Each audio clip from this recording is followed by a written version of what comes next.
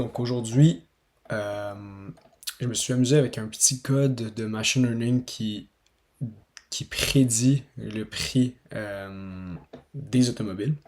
Fait que dans le fond, euh, il y a un fichier CSV, j'ai un fichier CSV que j'ai trouvé sur Kaggle qui a les prix des voitures canadiennes en fonction de l'année, la marque, le modèle, et le millage, donc l'odomètre. Fait qu'on a comme plusieurs variables. Par contre, le fichier est pas super bien séparé. Fait qu'on a, mettons, les marques qui sont pas dans la colonne marque, les années non plus, dealer non plus. Donc, ce qu'on doit faire avant de comme faire l'architecture de notre modèle de machine learning, ben on doit comme venir pré-processer, disons, toute cette data-là. Fait que c'est ça qu'on fait ici. Fait que dans le fond, je vais run all parce que ça prend quand même du temps pour le training par la suite. Fait que ce qu'on va faire, c'est on va juste aller rapidement. Fait que ça, c'est comme les librairies utiles. Donc Panda pour le traitement de données, NumPy un peu pour les nombres en général. On a beaucoup de librairies pour le machine learning, surtout Keras pour tout ce qui est la création de l'architecture du réseau. Mais bon, pour commencer, ce qu'on fait, c'est qu'on a le data comme ça, ici. Donc, on a titre, make, year, price, link, odometer. Fait que nous, ce qu'on veut, c'est on commence par dropper les colonnes qui nous intéressent pas.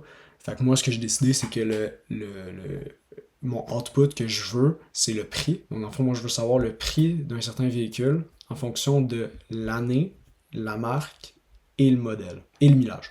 Donc, ces quatre variables-là.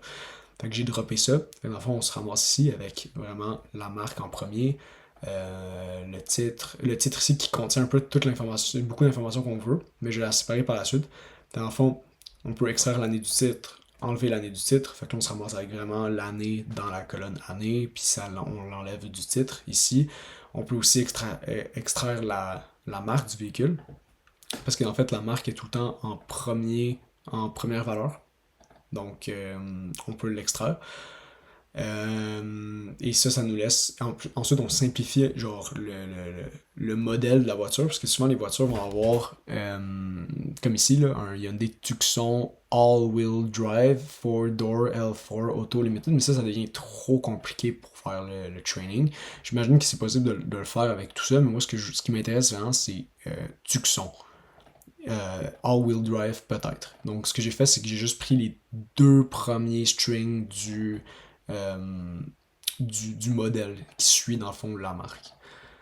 Fait que ce qu'il fait ici, fait que dans le fond, on voit ici title, fait que là on voit Tucson All-Wheel Drive, Escalade 4-Wheel Drive, SL500 pour Mercedes-Benz, CRV All-Wheel Drive, modèle S. Donc là on se ramasse plus avec comme quelque chose qui a du sens. Et ensuite, par la suite, le millage aussi, il est comme un peu mal fait. On voit le 172 000 km, il est comme pas en nombre. Fait que ce qu'on fait, on fait du traitement. Je l'extrais de l'objet ici. Puis ensuite, faut convertir tout l'odomètre, l'année et le prix, il faut le convertir en chiffres. Puis en enlevant tous les caractères inutiles, là, les virgules, les dollars, etc. Fait que là, on se ramasse avec un data qui ressemble à ça. Donc ça, c'est un peu le data net. Fait qu'on a vraiment la marque, le modèle, l'année, l'odomètre et le prix.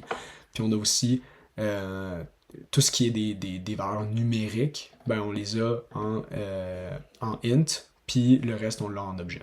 Fait que ça c'est correct.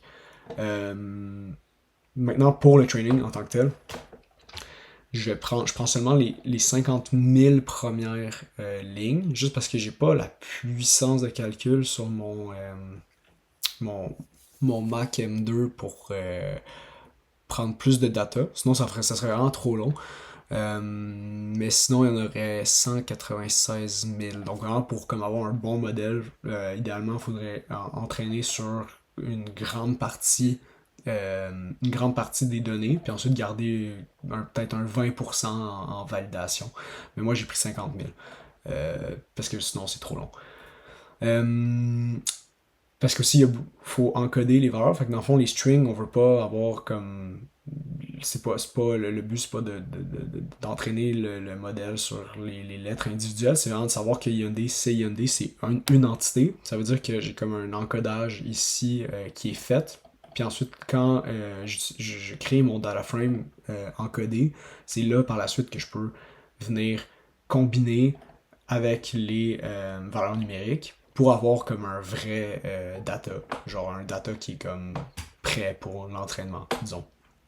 Fait que ici, je fais mon training puis mon test set que je normalise par la suite et après l'architecture du réseau qui est ici.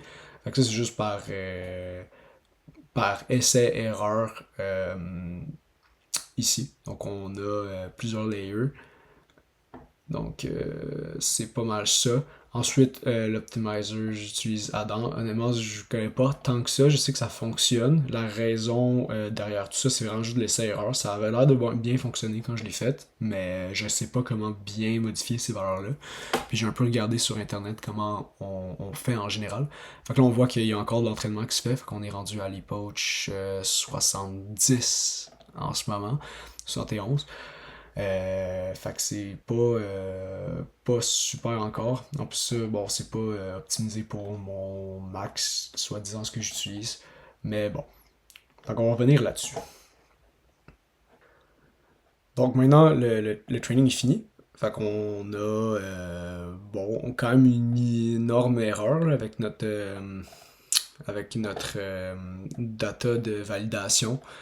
Mais c'est sûr que ça peut tout ce qui a été fait ici peut être définitivement amélioré par des gens qui s'y connaissent bien en machine learning, ce qui est pas mon cas, mais j'aime quand même ça attaquer des problèmes comme ça.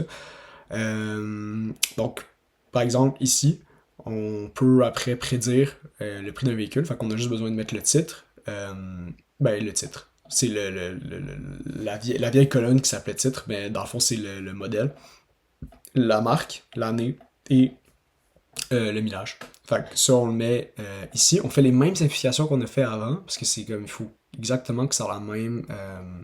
faut que ça ait exactement les mêmes attributs, dans le fond. Fait qu'on encode, après on combine toutes les valeurs numériques avec les valeurs, disons, en alpha numérique. Puis ensuite, ce qu'on fait, c'est qu'on normalise, puis après on peut prédire avec le modèle qu'on a entraîné. Donc, ça, je pense que je l'avais déjà cliqué. Ça fait que, mettons, on a une Toyota Corolla 2022 avec 39 000 kilos. On se ramasserait avec une prédiction le prix, ce serait 21 845. Ce qui est pas fou. Ce qui est pas fou. Ce que je connais, ça devrait pas être si pire. Ce que je vais faire, je vais dupliquer tab. Ce qu'on va faire, c'est la marque. On va mettre Toyota. Le modèle.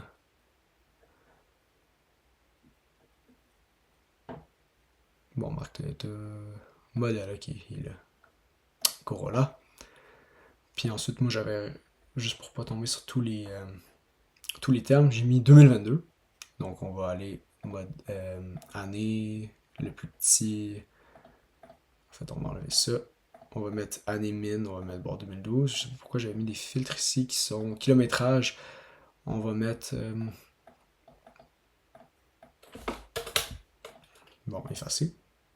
Kilomètre max, on a mis 39 000. Fait que je vais juste regarder ça ici. Puis là, il y a quelque chose de comme trop. C'est ici, il n'y a pas d'année max, puis il n'y a pas d'année mine. Ok, super. Bon. Fait que 2022, 30 000 km, 27 000 $.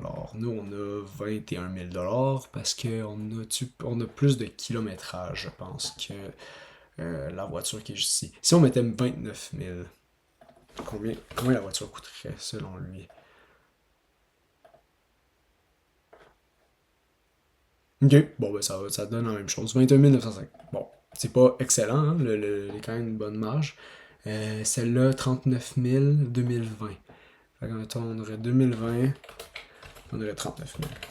Je sais que le modèle n'est pas parfait, mais bon, 16 771. On est quand même un peu loin, ce que j'avais testé tantôt qui fonctionnait quand même pas si pire, c'était les Honda Civic. Fait que mettons, si je mets 2012, je mets Honda Civic, eh bien, je me ramassais avec un prix de 6711 pour une 2012 avec... Ah non, faut que je mette 100 000 kilos parce que ça existe pas vraiment beaucoup des Civic 2012 à ça. Fait que 100 000. 6491. Bon. Admettons, ça c'est quand même proche. Je sais que c'est pas si proche. Mais bon, clairement, il faudrait améliorer le modèle dans le fond. Là. Ça, c'est pas une scène. Mais au moins, les features, admettons, si. Est-ce qu'une Honda Civic, une Honda Accord, est-ce que ça coûte plus cher qu'une Honda Civic? Probablement. Donc, oui. La Honda Accord coûte beaucoup plus cher que la Honda Civic. Fait que déjà, ça, il y a comme des patterns réels qui ont comme vraiment été bien imprégnés dans le modèle. Si on augmente le nombre de kilos, je mets 200 000 kilos, ça devrait baisser la valeur du char. De pas beaucoup par contre. Si je mets 2006, ça devrait quand même beaucoup baisser la valeur du char. Si je mets 2020, la valeur du char augmente beaucoup. Ce qui fait pas de sens parce que là il y a trop de kilos. Mais j'imagine que là, si je baisse beaucoup le kilométrage, le prix va pas beaucoup baisser. Peut-être que ça n'a pas été. Ah ouais, le prix monte en fait, ok. Ce qui est logique, mais de juste 1000$. Donc, il n'y a pas toute la dynamique qui a été prise en compte, clairement. Mais je pense vraiment le fait, c'est que mon data est juste pas assez gros. Il faudrait que j'utilise vraiment le 196 000 pour mon training quasiment. Ce que j'ai pas fait. Mais clairement, avec une machine plus puissante, ça pourrait être quelque chose de fait. En tout cas, je vais le mettre sur GitHub. S'il y a des gens qui veulent s'amuser, je mettrai le lien. Puis vous pourrez dire si il y a des améliorations à faire aussi, là, clairement. Donc, j'espère que vous êtes bien amusés.